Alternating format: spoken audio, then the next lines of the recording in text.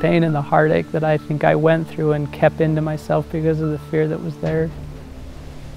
I don't want another kid to have to feel that and go through that. It started when I was 8 and went on and off until I was 13. My parents growing up, we never talked about sex and what a good and a bad touch was, and I think that kind of factored into being the perfect victim.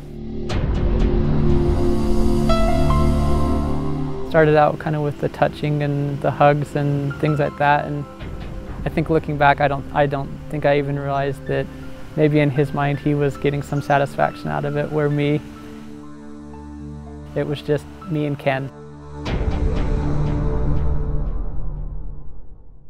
I don't think I knew what was going on was bad or wrong until the big thing happened.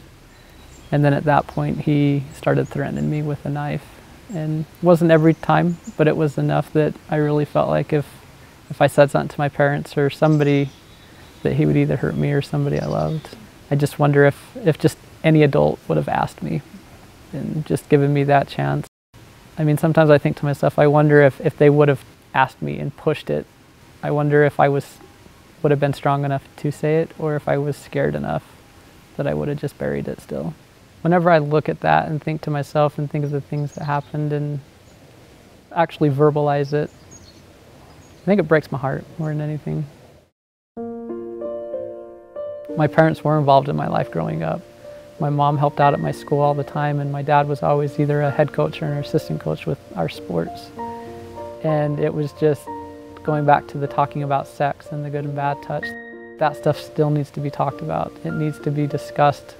Kids need to know that it's not going to be a stranger most times, that it's going to be a cousin, a friend, a good, family friend, that the people you would least expect it to happen.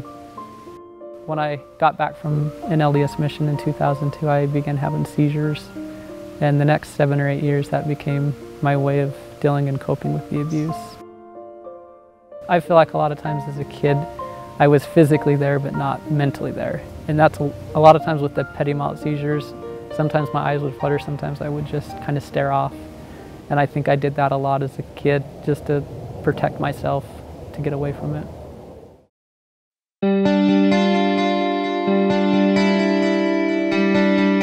He was charged originally with 7 counts of sodomy on a child. And so that day we had to go through each count. And for me, that was, I still wasn't far enough along in my healing process and my counseling and things like that to where I felt really seisurey that day and didn't know if by seeing him if I would have a seizure, and just felt like I didn't know if I was going to make it through the day or not, and I did. And that's why I look back on that day being such a big day for me personally. But I said everything that he did for me, and I feel like that was my first day of standing up for kid Preston. And I walked out of the courtroom that day in tears. I finally feel like I've gotten to a point for myself where I look at me as Preston as an adult to kid Preston. And it took me so long to get to that point to where I could separate the two. And I think that's what everybody has to realize in life is you don't have to be abused. Find whoever you trust and let them be that person that can save them.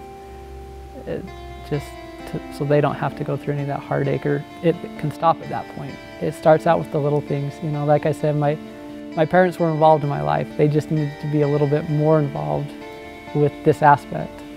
I told my parents all the time, it's just, I had this pain in my chest. It wasn't like a physical pain, but it was just this ache.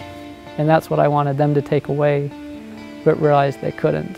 And so for me to be able to share my story, I think takes a weight off my shoulder and takes that ache away a little bit at a time.